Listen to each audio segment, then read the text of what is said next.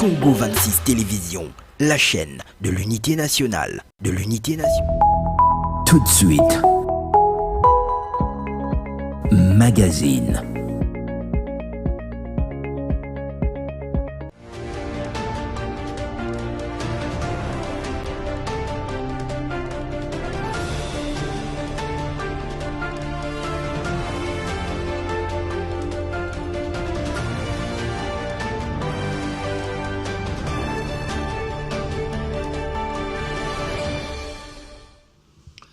Ils se bousculent, les ministres sortants, parce que le président Tshisekedi leur a déjà souhaité bonne chance. Tout le monde agite au moins ses casseroles pour pouvoir peut-être bénéficier de circonstances heureuses et surtout de la confiance du chef de l'État, du moins ceux qui ont fait leur temps avec Madame Souminois. Elle est rassurée, première ministre, la toute première femme à diriger un gouvernement. Beaucoup de critiques, certains disent c'est une femme loyale et surtout fidèle. Le président a tout intérêt à la voir à la primature parce qu'elle ne lui fait pas ombrage, pas un leadership au-dessus, jusque peut-être à inquiéter le président, comme ça se passe au Sénégal. Voilà, le président très posé comme pasteur et un imam, le Premier ministre tout feu tout flamme, à un moment donné, ça donc failli renverser la pirogue. Quelles sont les perspectives? Mais avant, quel profil pour ces futurs ministres? Nous ne pouvons pas parler de la mouture parce que plusieurs forces politiques, dont la FDCA, la deuxième force politique du pays, est-ce que cette fois-ci elle sera dribblée? C'est la question, je n'affirme rien. Ouverture, il y aura des nouveaux venus. On parle d'Adolphe Muzito qui avait promis justement à Félix Tshisekedi de mettre le pays à feu à sang pour que les investisseurs ne viennent pas. Finalement, la politique est dynamique. Il a été reçu par le chef de l'État. Fayoulou, il sera ou il n'y sera pas? Va-t-il envoyer ses hommes? Et ce gouvernement aura quelle mission exactement?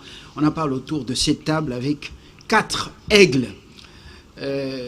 Je ne pense pas que les oiseaux de la basse-cour auront à piger quelque chose. Je commence par Patient Fungola. Bienvenue. Merci, monsieur les journalistes. Vous êtes coordonnateur de NSICO, notre société civile. Secrétaire exécutif national, oui. Et voilà, vous êtes également avocat, mais vous n'avez pas été mandaté par le barreau ici, autour de la table.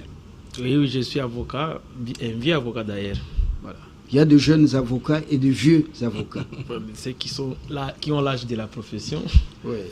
C'est une vieillesse par rapport à l'âge. Il y en a qui défendent la République, qui ont demandé à chacun 350 000 $. Dans le procès Kabila, vous êtes informé? Ce sont les affaires internes entre les clients et son avocat. La République, c'est une cliente.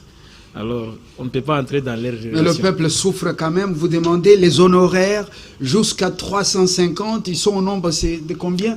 C'est au-delà de 2 millions de $. Est-ce que vous avez pitié de ce peuple qui souffre? Je me demande comment on peut évoquer les honoraires des avocats, puisque c'est un secret entre l'avocat et son client. Déjà publier ça avant même de payer, ça sent mauvais, c'est pas bien. Ça sent mauvais. Peut-être on voudrait ridiculiser. Non, peut-être qu'on vous livre à la vindicte populaire. Je m'excuse, je ne suis pas parmi ces avocats. Alors, c'est une façon de vous dire bienvenue, parce que c'est la première fois que vous venez dans la cour des aigles. Ce n'est pas la première fois. Non, autrefois, on a été avec vous dans d'autres formats. Oh, merci voilà. Beaucoup. Bruno Kayumwa Maneno, qui revient de l'Espagne, oui. avec dans une mission scientifique, légale, Bon retour au pays. Vous êtes enseignant d'université formé à Deusto, la première université des jésuites de Ignace de Loyola. Oui. Voilà, je prononce souvent très mal son nom, dans les Pays Basques. Alors, vous enseignez les relations internationales, interculturelles, et vous occupez également de la coopération inter-universitaire, c'est ça, scientifique? Oui, je suis le coordonnateur de la coopération à l'INBTP, mais là, vous n'engagez pas l'INBTP, vous y êtes comme analyste indépendant. Oui. Alors, à mon extrême droite, c'est Mardoché Pouy. Vous êtes de la COPOP, la colline du progrès. La colline du Populorum Progressio, c'est en latin. Bon, ici nous sommes dans la langue de Macron. Voilà, la langue de Molière, de Racine, de Boileau. Alors, la colline du progrès, qui est dirigée par Mbayo Passy, Maître Passy Mbayo, voilà, qui nous suit en ce moment à Lubumbashi Wantashi. Effectivement, depuis son cabinet. C'est lui le président national de la structure, la COPOP, qui est une des structures importantes incorporées au sein de l'UDPS. Et voilà, on est là. Voilà.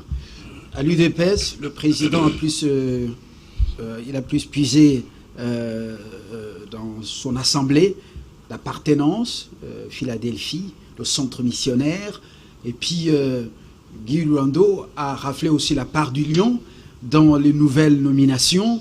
Il semble que sur la 10e, 11e rue, il y a grincement des dents. Ceux qui ont mené la lutte, qui ont mouillé le maillot, semblent être oubliés. Est-ce que c'est ça? Par moment, il y a de frustration, mais moi, je ne voudrais pas aborder les choses de cette manière-là. Vous ne pouvez pas interdire aux journalistes d'évoquer des choses. C'est ce que je dis justement. Pourquoi? Parce que ça suscite fortement le débat dans le commun de mortels. Oui. Mais la plus grande satisfaction serait de voir un résultat escompté. C'est-à-dire que le peuple d'abord soit matérialisé. Au lieu de s'élancer dans des intérêts égoïstes et personnels, moi je suis contre ce débat-là et puis je m'inscris en faux. Le peuple d'abord. Le peuple d'abord. Je crois que ceux qui disent le ventre d'abord, ils ont tort. Ils ont largement tort. Oui. Et ceux qui disent la philadélphiaisation de toutes les façons, des institutions publiques, est-ce qu'ils ont raison? De toutes les façons, le mandat n'a pas encore pris fin. Oui. Donc il nous reste encore, je crois, 2026, 27 et 28. Et donc il y aura encore des ordonnances. Il y aura toujours des gens qui vont venir. Qui vont pleuvoir. Et puis certainement que le chef de l'État va cette fois-ci puiser dans sa famille politique. Eh bien, restons calmes et puis optimistes. Ça, c'est un conseil que je donne aux autres.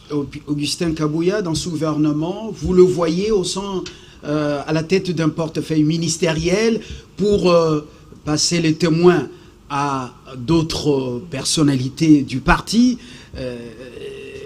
ou bien vous le voyez continuer à la tête du parti? Bon, le CG Kabouya, par rapport à sa nomination en tant que ministre, moi personnellement, je suis dubitatif. Compte tenu les multiples occupations qu'il a au niveau du parti, je suis vraiment dubitatif. Et moi, personnellement, j'aurais voulu qu'il reste là pour assurer la gestion quotidienne de l'UDPS. Ah, c'est votre souhait. Mais mon souhait, le président n'a pas encore décidé. Mais sinon, il a les atouts, il a les compétences, une compétence très bien définie pour justement apporter sa petite pierre à l'édifice pour accompagner la vision du chef de l'État et puis faire avancer les choses comme nous le souhaitons tous, bien sûr. Voilà, et je termine avec Blaise Mukenge. Voilà, j'ai francisé Mukenge, éditeur responsable du média en ligne, très très crédible et très suivi. Il est un analyste, donc invétéré, rompu de la politique internationale et la politique congolaise. Blaise, bienvenue. Africa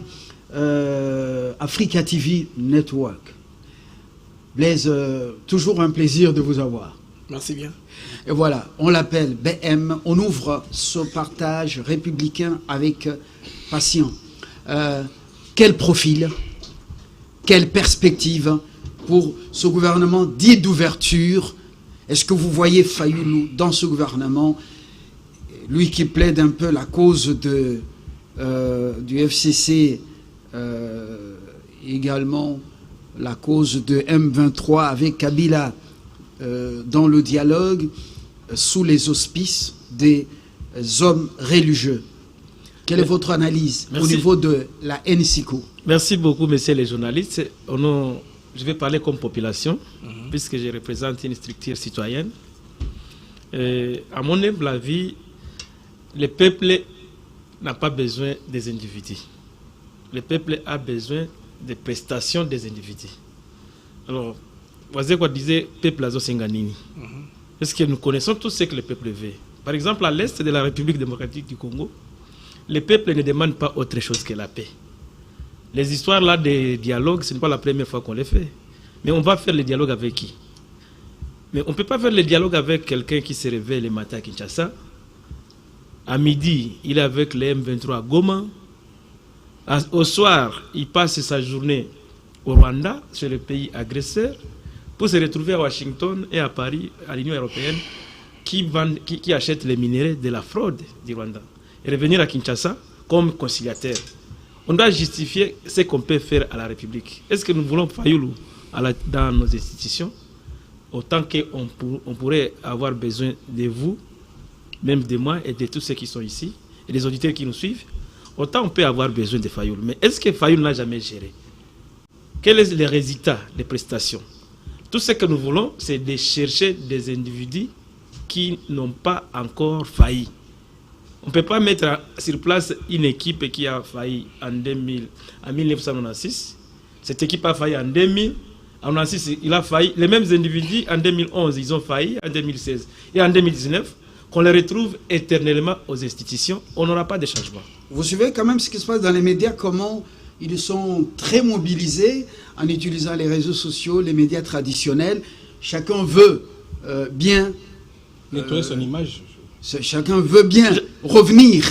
On dit que les Makassou, on ne les retrouve plus sur les artères par les enfants qui font la vente à la criée. On parle de ceux qui passent, qui dorment dans les fleuves. Il y a beaucoup de choses. Alors, mais pendant 10 ans, 30 ans, je parle de la paix à l'Est. Qu'est-ce qu'ils ont fait? Pendant 30 ans à Kinshasa, par rapport à l'embouteillage, qu'est-ce qu'ils ont fait? Quelqu'un qui ne sait pas régler la circulation, pendant 30 ans, il a été gouverneur, il a été ministre, il ne sait pas nous donner à manger. Il ne sait pas redonner l'image de la République sur le plan international. Qu'est-ce qu'on peut encore attendre de lui? Peut-être nous, comme population, on a entendu la voix de la RDC pour la première fois avec ce régime par le biais de la ministre des Affaires étrangères. En tout cas, je suis sûr que les Congolais patriotes voudraient voir cette femme revenir. Je ne fais pas sa campagne comme je l'entends maintenant dans les réseaux sociaux. Chacun veut parler de lui, du bilan, de l'opportunité de rester. Mais nous, comme population, nous avons suivi les messages des populations de Minova, de Rutshuru, de Masisi, au Conseil de sécurité des Nations Unies pour la première fois et dans l'Assemblée générale des Nations Unies avec le nouveau gouvernement, avec la nouvelle ministre. Nous avons eu aussi des tollés sur le plan judiciaire. Il y a le ministre qui a fait parler de lui par rapport aux avancées. Je voudrais qu'on ne parle pas des individus. Je ne parle pas des individus, je parle des secteurs. Oui, c'est le plan diplomatique. Oui, parce que quand vous regardez, beaucoup ont été les metteurs en scène de la vision du chef de l'État. Voilà. Et puis, voilà... on ne parle pas du changement du président. Oui, on parle maintenant du gouvernement. Voilà. Donc les éléments qui ont fait parler, on ne change pas l'équipe qui gagne d'ailleurs.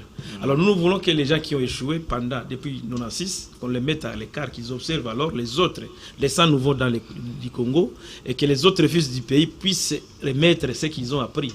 On a beaucoup d'universitaires, on a beaucoup de compétents dans ce pays. Il n'y a pas que l'équipe qui gagne, qui a d'ailleurs vieilli. Sur le plan politique, c'est comme les joueurs. Les Léopards de 2018, on ne parle pas de 2018, de 96, on ne parle plus d'eux. C'est la même chose qu'on ne devrait plus parler de certaines personnalités politiques. Voilà. Donc, il faut un changement de fond en comble. Vous voyez, vous, dans vos projections, soit 50% ou 40% des ministres qui vont revenir, ou bien ils seront balayés à 90%. Nous avons des secteurs où rien n'a changé depuis 60 d'ailleurs. rien n'a changé. Par exemple, dans les secteurs de la défense de notre pays, c'est la catastrophe. On n'a jamais sécurisé nos frontières à l'Est, surtout avec l'Ouganda et les Rwandais. Et les politiques gouvernementales jusqu'à ce niveau, je ne sais pas ce qu'on conseille au président de la République, on ne sait pas les relations que nous avons entre les deux pays. Est-ce que ce sont des amis? On signe des accords? On a signé avec l'ennemi, l'Ouganda. On a des opérations conjointes. Je vous rassure qu'à Bunia, la population ne sait pas pour qui le gouvernement roule avec les relations avec l'Ouganda. Alors, ce genre de questions, on devrait mettre à la place qu'il faut les personnalités qui savent traduire les aspirations de la population avec les relations qu'on doit mener avec les États voisins. Donc, nous avons des problèmes à deux niveaux. Oui. Au niveau de nos relations avec l'Ouganda et au niveau des relations avec les Rwandais. C'est flou. Mais souvent, des responsables, comme des ministres et des mandataires, dans leur discours, sous l'impulsion du chef de l'État, sous le leadership visionnaire du chef de l'État, ces gens-là ne font pas des histoires selon leur entendement, ils s'inscrivent dans la droite ligne de la vision du président. Alors, si le président pense que Museveni, il est encore bon, si le président pense que Museveni et son fils, bon, ils jouent bien le jeu avec lui, alors quel changerait un ministre de l'intégration régionale ou un ministre des Affaires étrangères? Je pense que le ministre a son rôle. Et malgré la vision du chef de l'État, mais le chef de l'État ne peut pas avoir une vision qui conduit le pays dans les gouffres. Quand il a une vision, c'est pour relever le pays du gouffre. Ouais. Aujourd'hui, notre pays n'est pas en train de se relever. Il est en train d'avancer dans les gouffres. C'est que les exécutants de la vision du chef de l'État ont quelque part trébuché. Et ceux qui ont trébuché, nous devons voir les changements. Qu'on mette les vrais acteurs politiques, les vrais rapporteurs. Par exemple, quel rapport lui donne par rapport aux relations, par rapport aux évolutions? Donc il y a des fausses têtes dans... Puisque lui, il pense qu'il est en train de nouer de bonnes relations avec l'Ouganda. Mais tout le monde à l'Est pense que l'Ouganda est en train de nous faire la guerre. Voilà. C'est ça le problème. Alors, Bruno Kaïmoa, enseignant de relations internationales, est-ce que vous sautez sur ce qu'il dit, patient, qui est juriste, quelle est votre compréhension de ce qu'il dit? Les ministres ne sont pas des chefs coutumiers dans leur village. Ils ont un conseil des ministres, ils exposent ce qu'ils veulent faire. Et là, c'est le Premier ministre ou la Première ministre, c'est le chef, sous l'impulsion du chef de l'État. Est-ce que ces gens, on peut leur tarabuster des choses, par exemple en termes d'échecs? Oui, Fabien, merci pour m'avoir associé à ce débat. Je suis tout à fait d'accord avec une grande partie des affirmations que venait de faire mon co-débatteur. Nous parlons du gouvernement d'ouverture. Oui, gouvernement d'ouverture, ce qui veut dire ouvrir les portes. On les ouvre à qui et pourquoi? Donc, pour on répondre, les ouvre à qui? on ouvre, oui. Et pourquoi on doit ouvrir ces portes? Très bon questionnement ou bien très bonne interrogation. Oui, et donc pour répondre à ces questions, il faut d'abord comprendre le contexte interne et international. Et donc tenant compte de ces deux contextes, donc quand on veut ouvrir les portes au gouvernement, il faut voir quel est le contexte interne du pays au jour d'aujourd'hui, quel est le contexte international au jour d'aujourd'hui. Et par rapport à ces deux contextes, ce que moi je peux dire de manière beaucoup plus brève, c'est de dire les portes, on ne peut les ouvrir qu'aux nationalistes et aux patriotes. En dehors de ces deux catégories, nationalistes et patriotes. Donc des personnes qui font preuve d'avoir des attitudes et des comportements nationalistes dans leur façon de faire les choses et des comportements patriotique, parce que le contexte à la fois national et international ne nous permet pas d'amener n'importe qui dans les gouvernements. Parce que dans ces sociétés, on a vu des gens qui ont passé toute leur vie en étant de rebelles. Et je crois, quelles que soient les négociations qui sont en train de se faire, il y a des gens, par exemple, comme Rouberois, ce type de personnes ne doivent plus rentrer dans le gouvernement.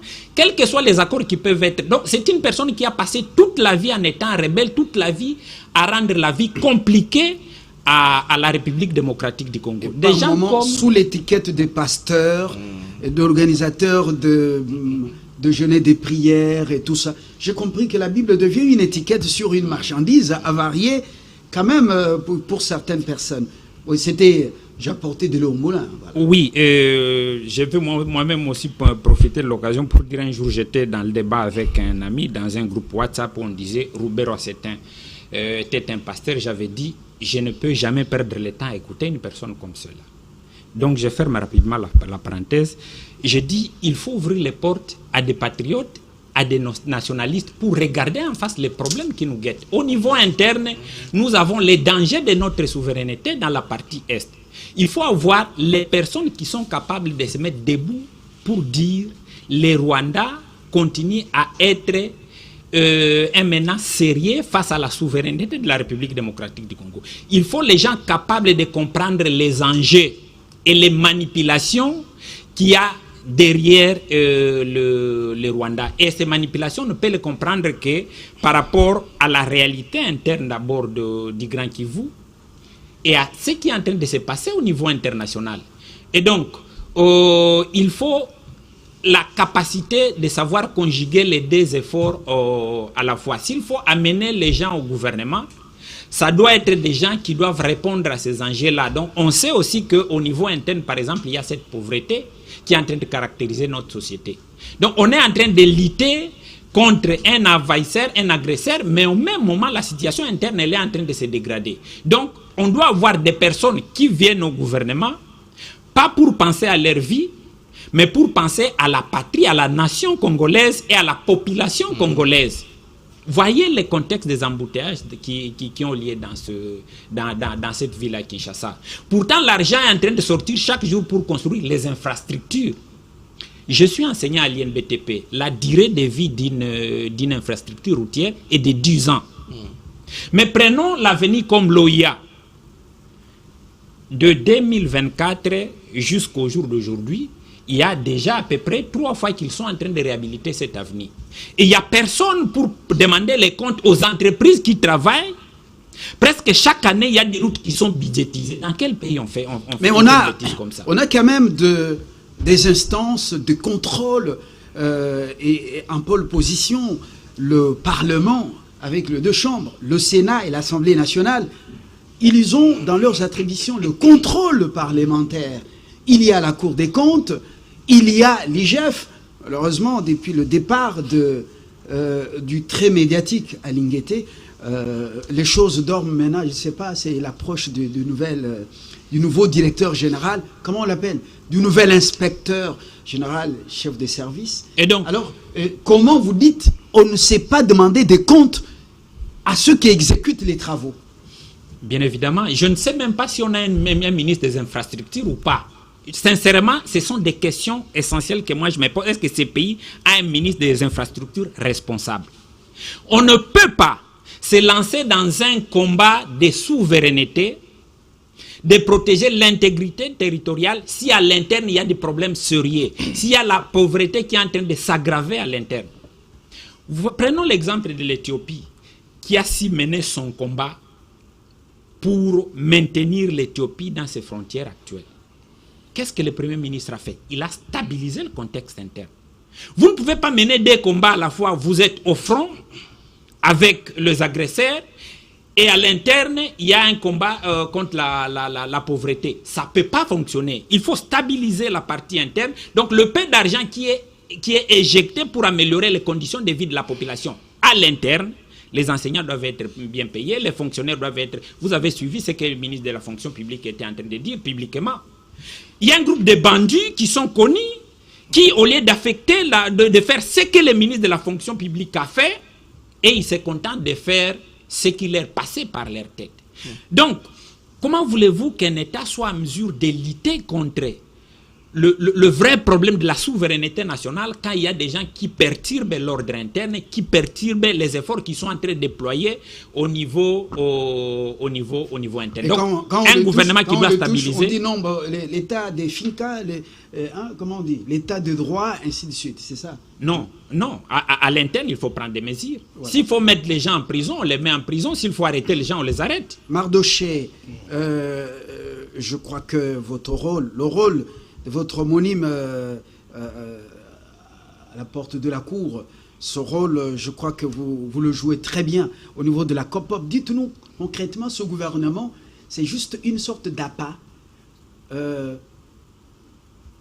envers ceux qui veulent bien être aux affaires, pour que l'État s'occupe de leur vie, parce que le chômage fait mal, et puis les faire taire au nom de cette ouverture, et puis après, on n'a pas besoin de répondre aux desiderata de la population, payer un salaire décent, et attendre, redonner de la valeur à ce qu'on appelle le panier de la ménagère, parce qu'il est devenu sachet de la ménagère.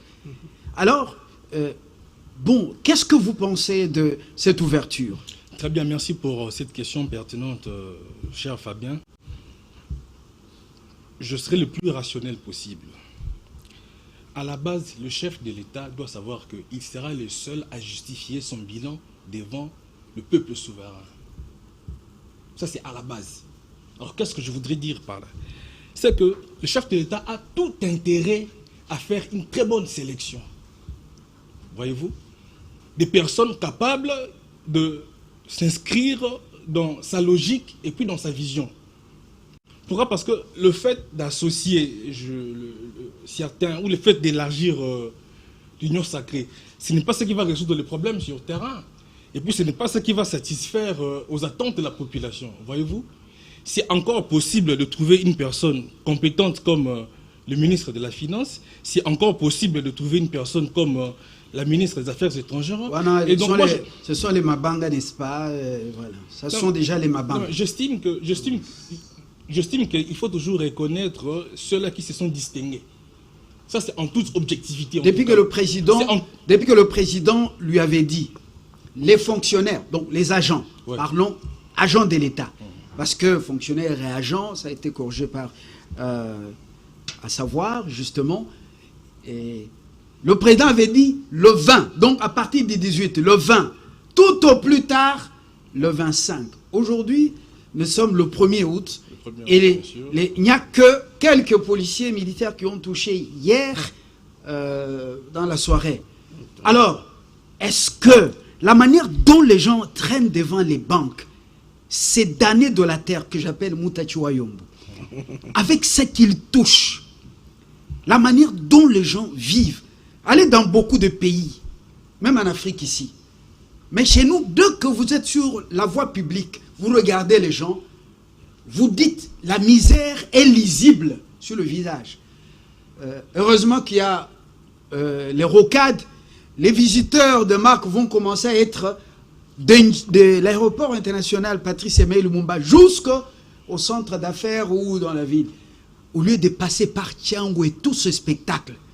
Alors, tout ça, c'est vraiment une réalité. Il faut rentrer, vous faites la promotion des ministres qui font preuve de beaucoup d'incapacité de répondre à la vision du chef de l'État. Non, tout à l'heure, moi, je vous ai cité les ministres qui se sont... Soyez devant le micro. Tout à l'heure, moi, je vous ai cité les ministres qui se sont distingués, tout simplement. Quoi? Et puis, je ne suis pas allé au regard de leur prouesse sur terrain, et puis je ne suis pas allé au-delà des deux ministres.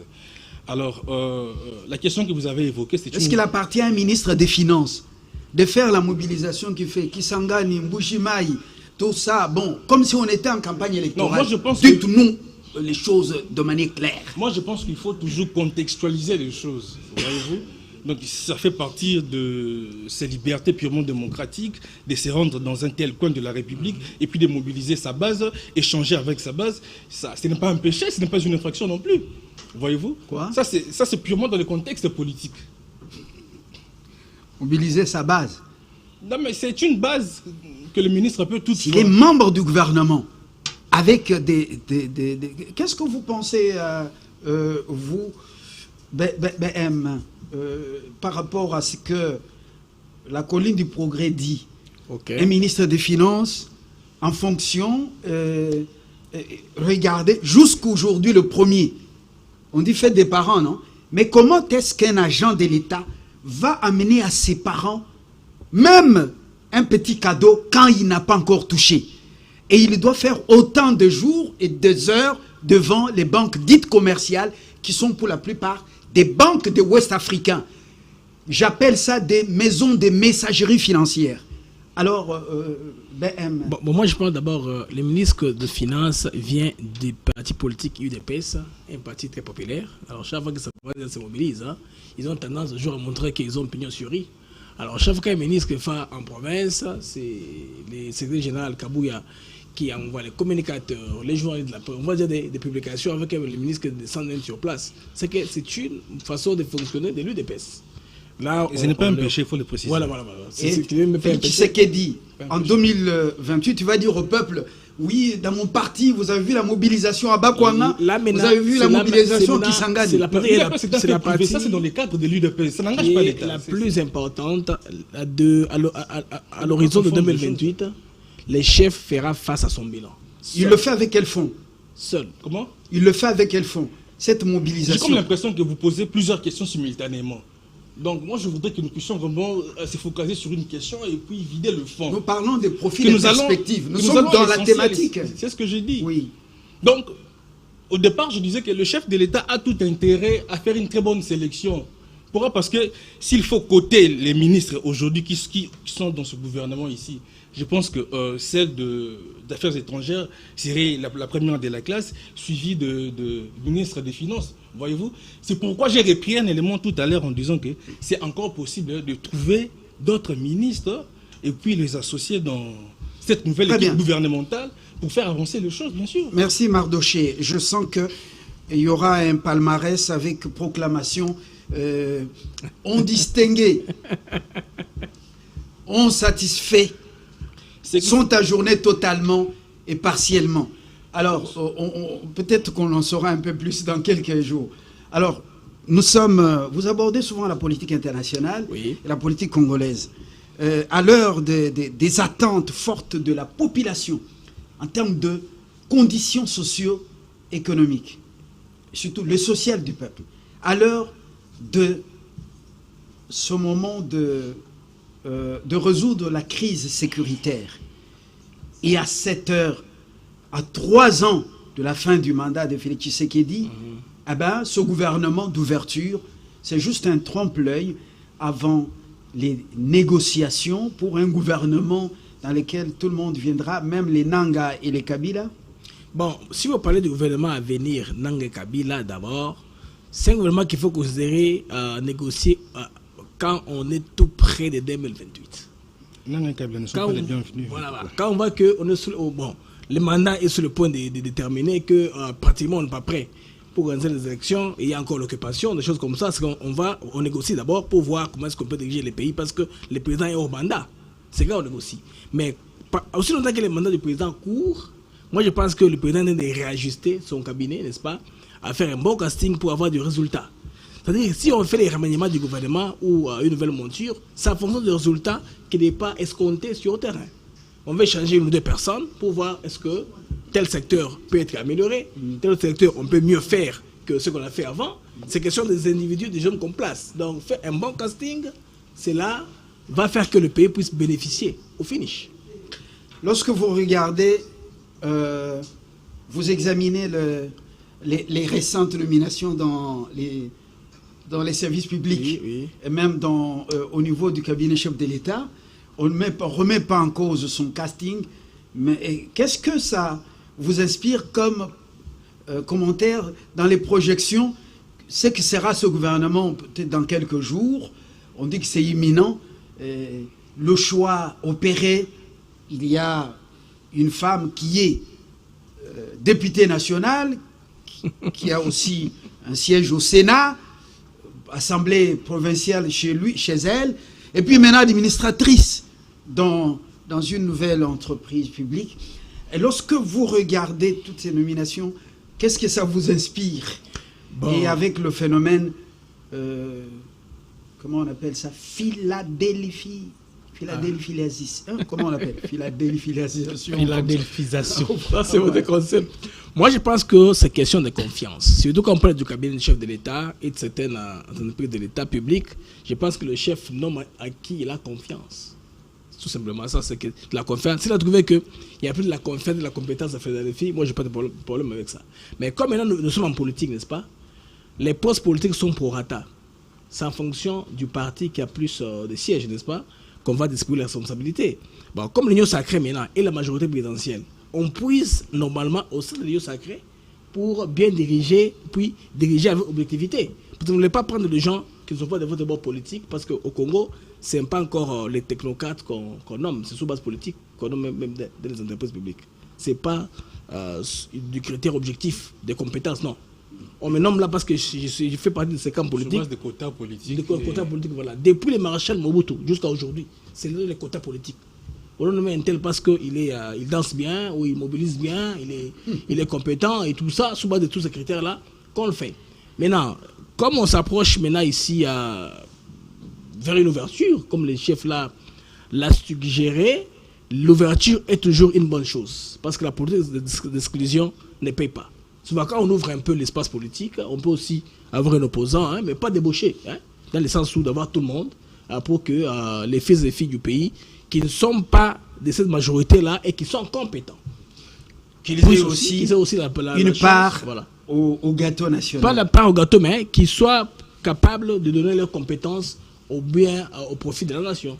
Moi, je pense dans cette façon. Patient Fongola, merci BM. Ce gouvernement, si réellement le président va tenir compte du poids politique au niveau de la représentation nationale, il y a des partis qui auront, ou des regroupements politiques, la part du lion. L'UDPS, AFDCA, et puis la suite, MLC. Alors, mais vous connaissez les autorités morales. Le choix, on dit chat échaudé, craint même l'eau froide. Ils ont vécu des traîtrises. Je ne cite pas des cas ici, mais vous les connaissez. Merci beaucoup. Voilà. Alors, vous vous souvenez de l'ancien ministre de l'économie nationale? Comment on l'appelle? M. Kalumba. Jean-Marie Kalumba. Jean-Marie. Connaissez quand il a trouvé porte ouverte chez le chef, vous savez ce qu'il était devenu. La rébellion de Adel Kaïnda. Vous vous souvenez? Souvenez-vous également, heureusement, il n'y a pas eu clash au ministère de l'Emploi autrefois, je ne cite pas la personne. Imaginez-vous ce qui est arrivé au parti de Vital Kamerhe, comment on l'appelle encore? UNC, avec le ministère du Budget. Mais ça a été géré avec sagesse. Alors, les autorités morales mettent la main sur des personnes dociles qu'ils vont gérer. Et le pays va-t-il gagner? Merci beaucoup. Pour nous, de la politique gouvernementale. Pour nous, la population, nous pensons que l'autorité morale par excellence, c'est le peuple congolais. Alors, ces personnes qui s'appellent autorité morale, ils cherchent les voies. C'est des paisibles citoyens, cultivateurs, commerçants, et ils viennent devenir des autorités morales. Moi, je pense que nous devons nous souvenir, j'ai toujours dit à ceux qui viennent nous entendre, en 2013, nous sommes en Tanzanie, c'est l'ancien président Jakaya Kikwete et l'ancien président américain Obama qui font une conférence de presse et ils disent devant les médias que le Congo souffre d'un vide interne et de ses innombrables richesses. Aujourd'hui, je suis en train de penser qu'en 2013, ces autorités-là avaient raison, puisqu'il y a un vide interne dans notre pays, où on considère les autorités morales pendant le partage des gâteaux, et lorsqu'il faut défendre la patrie, on recourt aux jeunes chômeurs, aux militaires affamés, et puis on recourt aussi aux personnes voisines, on commence à crier pour les voisins, qui nous aident, qui nous viennent en aide, et à l'ONU. C'est là que nous, on va commencer à crier. Mais je voudrais demander aux autorités, surtout au président de la République, le peuple n'a pas besoin des autorités morales, le peuple n'a pas besoin des gens qui sont loyaux aux autorités morales. Nous voulons les gens qui sont loyaux au peuple congolais, surtout au président de la République. Là, on va risquer. C'est pourquoi nous avons des personnalités aux fonctions qui sont à la solde d'une puissance étrangère. C'est un risque, donc c'est un système qu'on doit rompre avec. On ne peut pas dire que quelqu'un est désigné par une autorité morale et cette personne-là peut être recommandée par une puissance étrangère. Et dans la politique, on a des traîtres. Je vous ai toujours dit que l'article 82 du Code pénal punit les traîtres. 182 du Code pénal. Punit les traîtres, c'est une personne de nationalité congolaise, mais qui coopère avec une puissance étrangère pour nuire aux intérêts du pays. Et c'est un collègue de l'espion. L'espion, c'est une personne de nationalité étrangère qui vient dans un pays pour détruire et nuire aux intérêts de ce pays. Et les deux personnes, les traîtres et les espions, occupent de hautes fonctions dans notre pays. Il y a des gens... C'est pourquoi vous voyez, quand elles ont des problèmes, ces personnes, il y a toujours des groupes de gens, nous, ressortissants de Madiakoko, de Mbatakoulousou, Fidi Malele, déclarons, nous sommes contre la chasse aux sorcières, notre frère, les nôtres. Tout ça, vous suivez dans les médias, c'est rempli de ça. J'ai fait une tournée dans le cadre de notre société civile à Bunia. J'ai suivi un débat sur un député de Bunia, mais qui a une nationalité soudanaise. Oh. Vous voyez ça, ce monsieur soudanais, il est venu à Bunia, il s'est fait passer comme député. Il y en a qui sont même arrivés au Sénat dans notre pays dans ce sens. Alors nous voulons que le président de la République, en nommant le gouvernement, puisse se rassurer que ne nommer que des gens qui sont d'abord loyaux vis-à-vis de la République démocratique du Congo et qui n'ont pas d'autres intérêts avec des pays voisins ou européens. Puisqu'ici, il y a aussi des prélats qui ont des relations avec l'Union européenne et qui ne défendent que les intérêts de l'Union européenne, même dans leur discours. Et c'est un problème. Alors, ce genre de personnes, je voudrais demander au chef de l'État de les écarter de la gestion du pays. On ne peut pas résoudre les problèmes du Congo avec ce qui crée les problèmes au Congo. Donc, on doit d'abord écarter ce qui crée les problèmes. Ils sont déjà identifiés. Nous sommes contents qu'on a vu avec la sortie de Corneille Nangaa. Il est parti avec une liste de personnes qui n'aiment pas la République démocratique du Congo. Et ils se sont joints à une puissance étrangère. Ils défendent les intérêts du Rwanda, que ce soit sur les médias et que ce soit dans les forums, ils ne défendent que ce que le Rwanda veut. Maintenant, nous voulons au pouvoir ceux qui ne défendent que les intérêts des Congolais et du système congolais. Nous devons aussi savoir que dans les gouvernements, ce sont des gens capables et compétents. Il a dit, notre co-débatteur, il a parlé du nationalisme et du patriotisme. Comme profil. Comment les trouver? Les pas politiques, d'abord, vous parlez du pas politique. Est-ce que vous avez un jour vu la balance politique? Bon, et là, c'est au niveau de la société civile. Voilà. Vous voyez, au Parlement, là, chaque force a ses députés. On pèse ses pas politiques sur quelle balance? Et voilà, ça c'est une réalité indéniable en politique, pas à la société civile. Bruno Caïmois, vous avez dit quelque chose de très important. On fait face à l'ennemi extérieur, envahisseur, d'ailleurs, qui est en train de piller les investissements des fils du pays, et dans le sud Kivu et dans le nord Kivu. Et on fait face à l'interne, à un front. Si Fayoulou, Madidi et Mouzito, Adolphe, et les autres sont maintenant en train de voir que leur pays peut partir à tout moment. Ils ont rejoint Félix Tshisekedi pour parler, mais il y a un front des religieux ici, qui sont devenus même des radicaux contre le régime. Comment allons-nous vaincre l'ennemi si à l'interne, le navire a déjà commencé à prendre l'eau avec des trous créés par les hommes dits de la Bible? Oui, Fabien. Qui vous a dit que les religieux sont des patriotes ou des nationalistes? Ils ne le sont pas. Est-ce qu'il y a des religieux nationalistes et patriotes? Moi, je ne reconnais que les kimbanguistes. L'Église catholique, les églises de réveil, l'Église protestante sont des églises qui sont financées entièrement par l'extérieur. L'Église catholique continue à recevoir des fonds qui vous viennent de l'extérieur. Est-ce que vous dites, si l'extérieur, je le dis, il a dans sa thèse l'aspect de relations interculturelles.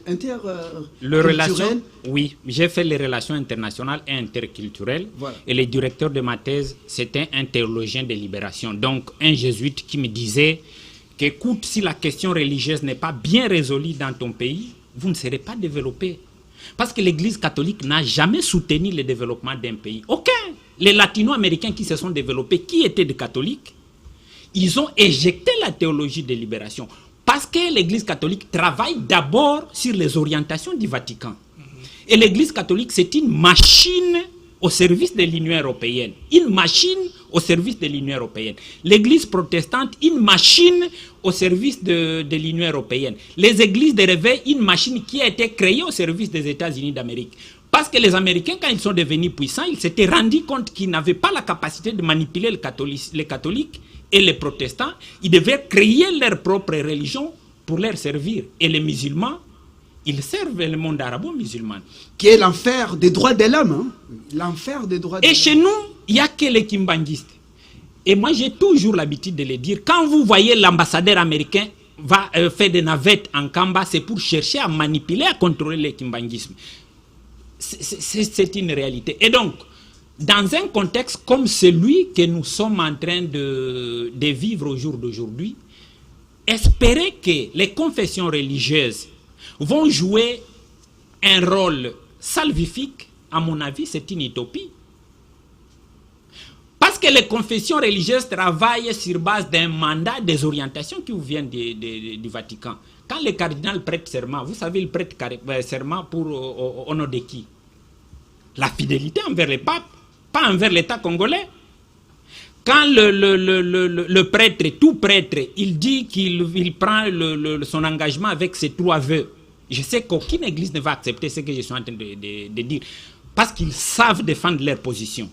Ils savent dire, ils savent mettre les choses qui perturbent les logiciels mentaux de la population.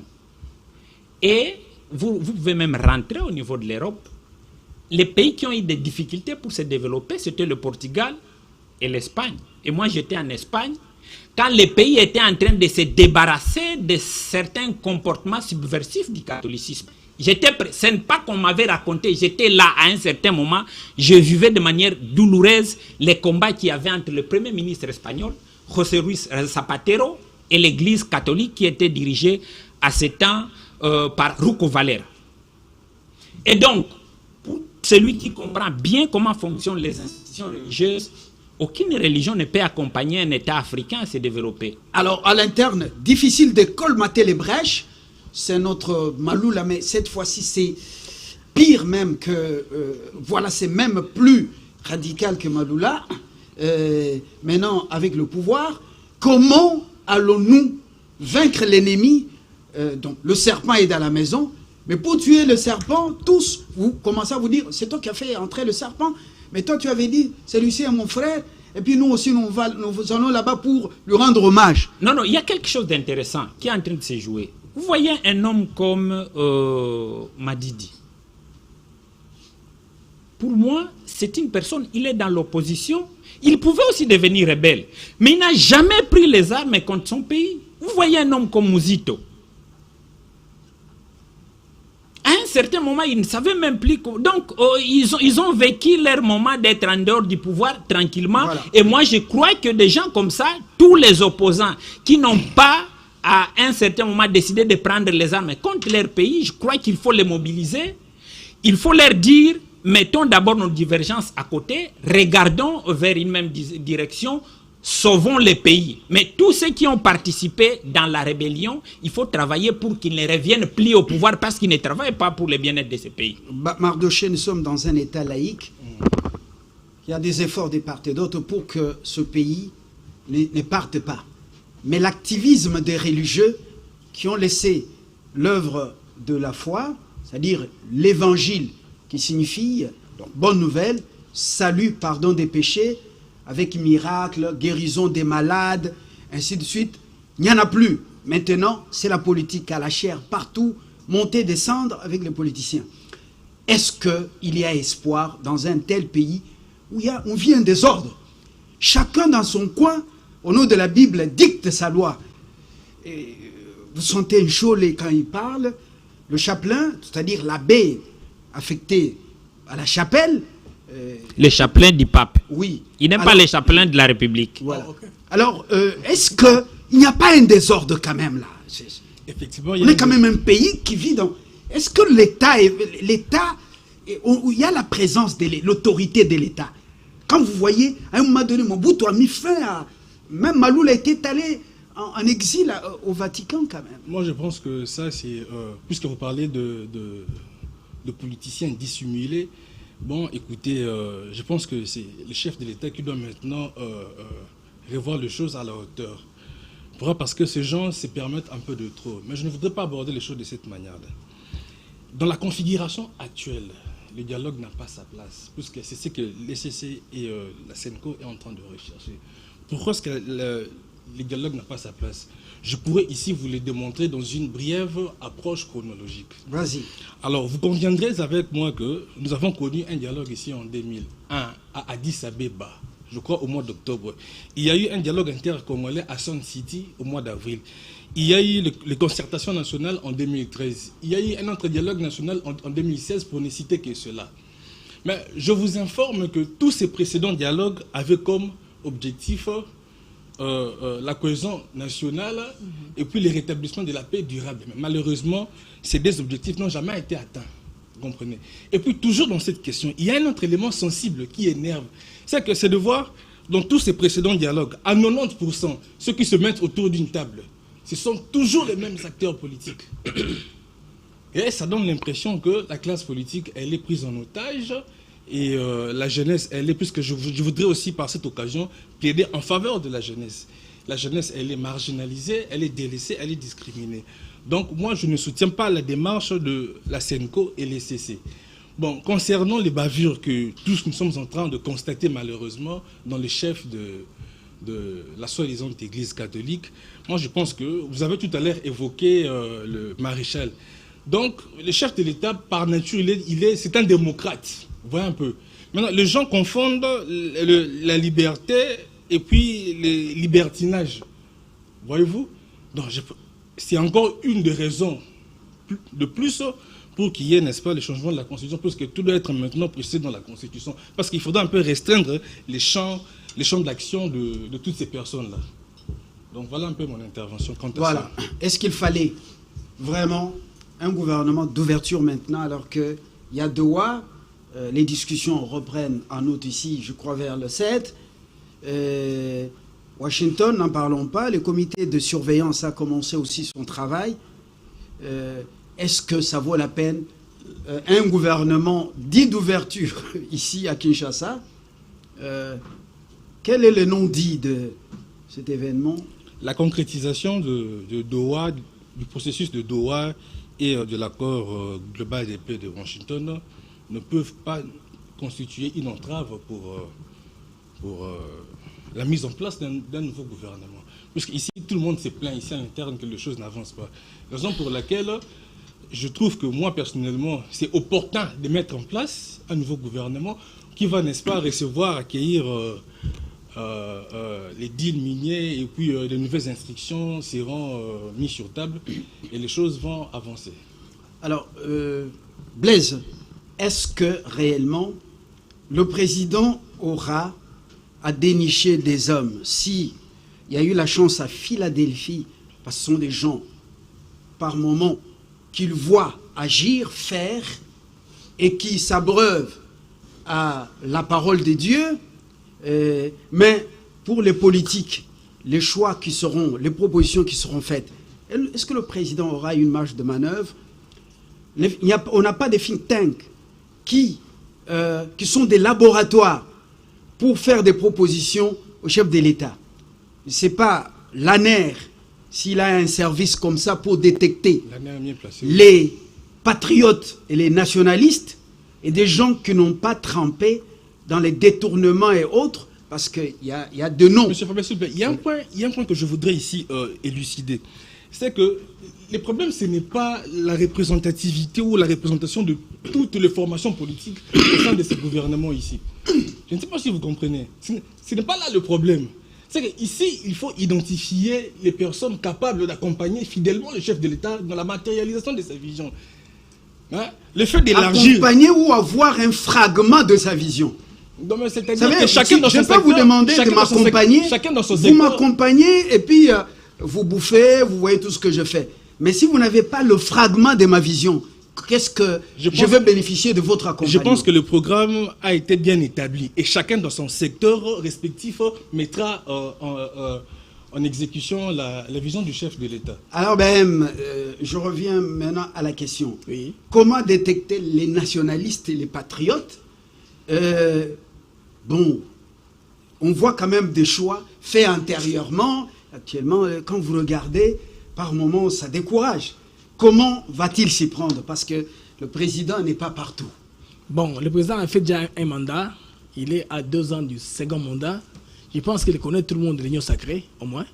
Et par le service de l'État, ils sont moins consultés et faire un bon choix. Sinon, si un président est incapable de choisir parmi ses collaborateurs qui sont capables de l'accompagner, là, il faut tout laisser. Aussi longtemps qu'il est là et les chefs de l'État, il va avancer. Moi, je pense qu'il sera obligé de prendre parmi son groupe politique ou les gens qui l'accompagnent, l'Union sacrée. Ça fait déjà le 2e mandat, nous sommes à 2 ans. Je pense qu'il est suffisamment outillé, il est suffisamment placé pour comprendre avec qui collaborer. Je pense qu'on le recommande aussi.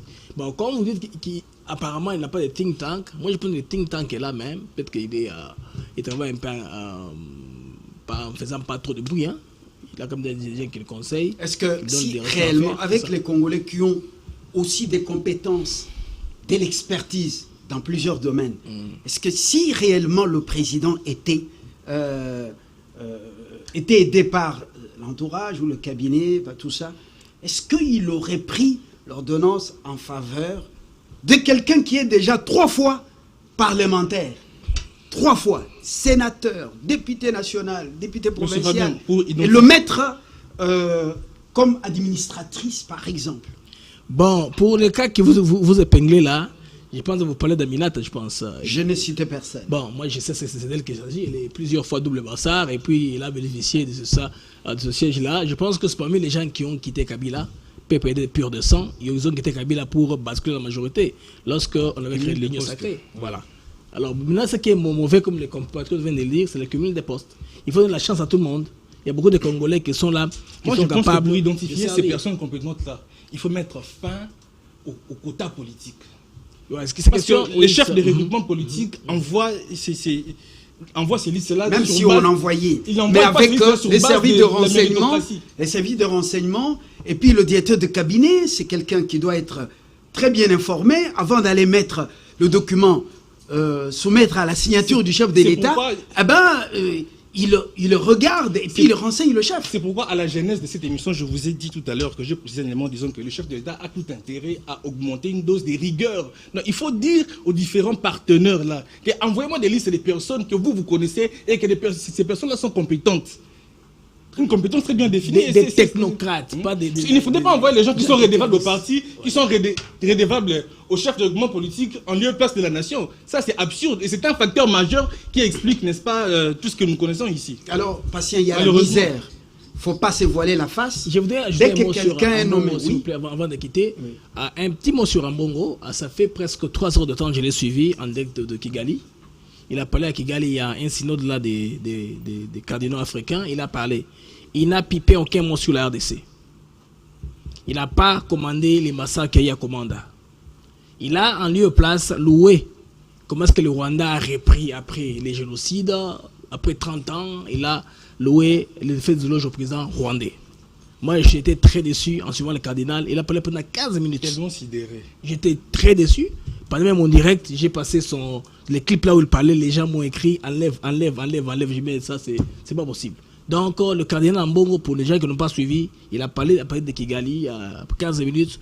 Il n'a pas été là. Mais en même temps, moi, je pense qu'ils sont contradictoires. En même temps, ils veulent le dialogue. En même temps, ils jouent le jeu de l'ennemi, visiblement comme ça, nous le voyons. Mais en même temps, ils viennent avec les dialogues soi-disant pacte social. Si vouloir une chose à la fois, c'est son contraire. C'est paradoxal. Voilà. Oui. Avec cette misère, on chute. Patient, c'est la dernière prise de parole. Il faut traiter ces gens durement et puis ils seront traités. La dernière prise de parole. Il y a un problème. La misère. Il ne faut pas se voiler la face.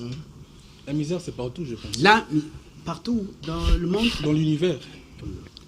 Bon, je pense qu'il y a quand même un problème. La misère, vous faites allusion sociale. Quand quelqu'un a déjà seulement même un poste d'administrateur, c'est annoncé dans les ordonnances et autres. Mais regardez, c'est tous les villages qui se pointent à la maison, on chante un peu, Tchangawe, et puis après, on chante et puis on dit, Liboka, quand tu vas là-bas, ne nous oublie pas. Et puis, on soumet quelques membres de la famille pour des nominations. Heureusement, ce gouvernement qui est en train de partir, on n'a eu que le DIRCAB et le DIRCABA. Les restes, aucune nomination officielle. Ok, je pense que nous devons être sérieux avec nous-mêmes. La vision majeure que j'ai retenue dans les propos du chef de l'État, c'est le peuple d'abord.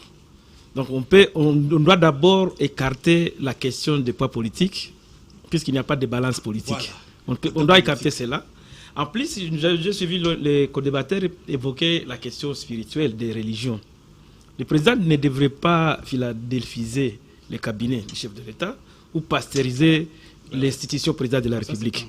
Vous voyez ça? Nous sommes un État laïque, on devrait retrouver cela dans les cabinets du chef. C'est une institution, ce n'est pas une famille. Est-ce que le chef n'est-il pas déçu quelque part par les politiciens? Nous avons maintenant, il fait recours à ce qu'il il a parlé qu'il n'y a qu'une religion, en RDC. Mais nous voulons dire aujourd'hui, comme société civile, qu'il y a une religion essentiellement congolaise, qui a ses racines au Congo, et ce n'est pas connu par tout le monde. Mais c'est l'église pentecôtiste lumière du monde, du prophète Mounindo Gilles. Il a derrière lui plusieurs Congolais qui croient en lui et qui croient que même le Christ est congolais. C'est déjà un sentiment de nationalisme et de patriotisme. Il devrait écouter ces sons de cloche des Congolais naissants qui ne sont pas d'accord avec l'Église catholique, qui ne sont pas d'accord avec les églises de Réveil, qui estiment que même le kimbakisme qu'il a évoqué ont des relations de subordination par rapport aux catholiques, et puiser dans ces sangs congolais et cette révolution religieuse, puisqu'on a eu l'indépendance économique, on n'a pas eu, on a eu l'indépendance politique, mais nous avons un Congolais à l'instar de Lubumba qui voudrait qu'on ait une indépendance religieuse. Et le problème de la misère que vous évoquez. Mais il a ses racines dans les églises. L'Église catholique et l'ECC nous ont bouffé, par le biais de notre ministre des Transports, plus de 65 millions de dollars pour les paroisses. Mais quand ils ont eu cet argent, ils n'ont signalé aucun Congolais, ni aucun catholique. Ces gens-là, des catholiques qui se font berner par ces gens. On a combien de diocèses? 45 diocèses. Chacun 1 million. Un diocèse a reçu 1 million. Mais par diocèse, et puis comme première tranche. Ceux qu'ils ont choisi de nommer fidèles catholiques, ce sont des Congolais. Ils sont en train de se faire tromper. Est-ce que tous les diocèses ont utilisé cet argent de manière rationnelle le problème n'est pas pour les œuvres communautaires? À leur niveau, il y a une commission pour notre société civile voudrait demander au gouvernement et à l'Église catholique de nous devoir des comptes. Comment ils donnent à des célibataires de l'argent pendant qu'il y a des responsables dans ce pays, et ils se mettent ils se prosternent même devant des gens qui traitent avec l'ennemi. Vous savez que j'ai été sidéré de constater qu'on appelle un messier poursuivi par la justice, un présumé criminel comme Mbongo, on l'appelle Alimete, au lieu d'aller répondre au procureur général, il va être reçu par le président de la République. Ce genre de questions doivent cesser pour qu'on puisse prendre les institutions avec respect. Pas le même poids. Non, ce n'est pas un poids. Il n'y a pas de poids. Il y a des comportements patriotiques. Ce sont des gens qui sont des traîtres. Merci. Ils doivent suivre la rigueur de la loi par rapport au traîtrisme. Voilà. Bruno, on termine avec vous. Vous ne voyez pas une déception. On ne cherche pas à connaître le secret des anges. Vous ne voyez pas une déception dans ce gouvernement. Je sens que ça va prendre des jours, contrairement à ce que les gens disent, c'est imminent. Dans ces jours, les gens, dès qu'il est 20h, ils sont quelque part en train de suivre, ils attendent la porte-parole. Alors, on ne sera pas déçus, c'est-à-dire les gens qui vont venir, ce sont des gens, une race nouvelle, des Congolais, délivrés des désirs du nombril, délivrés des désirs des intérêts personnels. Oui, vous savez, pour mettre en place un gouvernement, il y a plusieurs enjeux. Ça, on ne doit pas l'oublier. Parce que le président ne peut pas de lui seul prendre les noms de personnes et mettre sur table. Même s'il le faisait seulement avec l'IDPS, je crois que son propre parti peut lui poser problème. Et à un certain moment, je peux même dire que son propre parti lui pose aussi de problèmes. Donc, à un certain moment, l'IDPS doit faciliter la tâche au président de la République. À côté de ça, il y a aussi les autres acteurs qui rôdent, qui viennent, qui bousculent. Il y a les membres des familles qui interviennent, qui recommandent. Il y a l'Église qui parle. Il y a même les églises qu'on est en train de parler là. L'ECC recommande, l'Église catholique les recommande. La communauté internationale recommande aussi les gens. Et donc, dans des moments, oui. Donc il y a des cercles aussi, oui, les cercles avec l'accord, les États-Unis vont recommander des ministres. Oui. Et donc au-delà du visible, il y a aussi les mondes invisibles qui lui recommandent. Donc il y a des listes. Le monde invisible recommande ses adeptes Oui. pour être dans Et le donc, gouvernement. tous ces enjeux font c'est qu'à un grave, certain non? moment, donc le président, sincèrement, être à sa place, c'est pas une chose Il faut facile. multiplier les prières. Et si je prends par exemple le cas de nomination qu'on venait de dire, moi j'ai suivi un peu de très près les nominations qui se sont faites au niveau de son gouvernement. Il y a le gouverneur de la banque, j'apprécie bien ce choix, le monsieur qui est parti à la banque centrale. C'est lui qui l'a remplacé, le professeur André Nyemboué, je le connais personnellement, c'est un monsieur très rigoureux, très compétent. Et donc au niveau de son cabinet, je crois que le président était très consciencieux de faire ce qu'il a été fait, ce qu'il a fait. Par contre, la nomination de cette dame qui est triple ou quatre, c'est pas moi combien de brassards, le président, en tant que président de la République, ne devrait pas prendre... Il faut comprendre aussi les mécanismes de nomination. Donc, il y a les ministres... Madame Malangou à la Cadeco. Non, je suis en train de parler de Namassia. Double brassard. Triple brassard. Pour qu'elle soit là, ça devrait venir, je crois, du ministère qui devrait recommander une liste. Donc, à un certain moment, en politique, il faut savoir faire des concessions.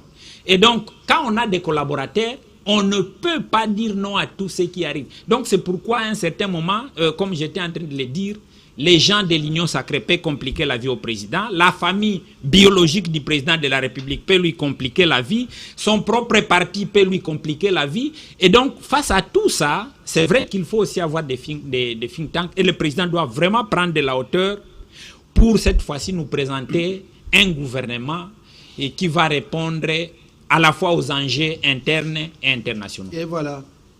Et moi, je reste confiant qu'il va le faire. Je crois que le président en a plus, et surtout parmi ceux qui s'abreuvent à la parole de Dieu, il y a quand même un peu de crainte de l'Éternel dans leur chef. Vous avez suivi ce qu'il a dit en chute, c'est votre conclusion. Les cercles spirituels aussi font de recommandations. Ça, j'ai suivi ce qu'il a dit. Est-ce que nous ne risquons pas d'avoir des gens recommandés par des loges pour dire Moutunabisoaz à la Kuna. Et puis après, nous, on cite des noms, on ne sait pas d'où ils viennent et comment ils sont venus là. Et puis quand ils arrivent, c'est le cœur de Pierre. Quand le peuple souffre, lui, il est dans la joie. Ah oui. Moi, d'ailleurs, personnellement, j'aurais appris que la première ministre serait une ressortissante de l'église kimbanguiste, entre guillemets. L'église kimbanguiste est en train de se réunir. Hein. Monkoto, Nkamba, les petits-fils de Simon Kimbangu sont maintenant dans la réunification. Ceux qui avaient Brazzaville, Angola et tout, voilà. Donc c'est une grande information à retenir. Cette semaine ici, ils seront tous en Kamba, les petits-fils de Simon Kimbangu. C'est une très bonne nouvelle. Bon, je dis à partir du moment où cette église kimbanguiste s'aligne derrière le chef de l'État, moi j'estime que ce n'est pas un problème et je n'en fais pas non plus un problème. Bon, cette question de recommandation, en tout cas, collaborateurs, moi je m'oppose radicalement à cela. Pourquoi? Parce qu'il y a aussi l'aspect de l'égocentrisme politique qui entre en danse. Voyez-vous? C'est-à-dire que c'est sur base de quotas que l'on exige autant de ministères. Et c'est comme ça, vous allez voir que la conséquence, c'est laquelle? C'est qu'au sein du gouvernement, il y aura le surnombre de postes ministériels dans le but simplement de satisfaire de l'égocentrisme politique. Et sachez que par ailleurs, dans cette configuration-là, de surnombre de postes ministériels, ça coûte énormément à la République. Pourquoi? Parce qu'il faut des frais d'installation, des frais d'émission, des frais de fonctionnement régulièrement. Et même d'indemnisation pour les sortants. Ça coûte énormément à la République et c'est ça qu'il faut éviter. Raison pour laquelle il y a lieu de réduire le nombre de postes ministériels, comme le chef l'avait dit. Même à 30, c'est bon, à 25, c'est bon. Et puis... ça sera une bonne chose. C'est l'ouverture. Hein. Pourquoi pas honte? C'est l'ouverture. Mais quand on parle de l'ouverture, ça ne sous-entend. J'entends même celui qui est à l'Assemblée nationale dire que non, il faut faire entrer tout le monde et qu'il ne faudrait pas... C'est l'ouverture à la population. Les surnombres de postes, c'est encore un autre facteur qu'il faut prendre en compte et qu'il faut insérer dans nos analyses. Ce n'est pas normal, ça coûte énormément à la République. Vous avez évité le volet recommandation des cercles mystiques. Alors, je ne sais pas pourquoi. Les mystiques, c'est... Ben, c'est la conclusion avec vous. On a fini. Bon, moi je pense qu'il faudrait d'abord... L'espoir est permis, on n'a pas à s'alarmer. Le chef, il a tout intérêt à faire les prières ont de l'incidence sur lui. Il va vraiment faire le choix en toute indépendance, voire en toute dans la liberté. plénitude de sa liberté, voilà.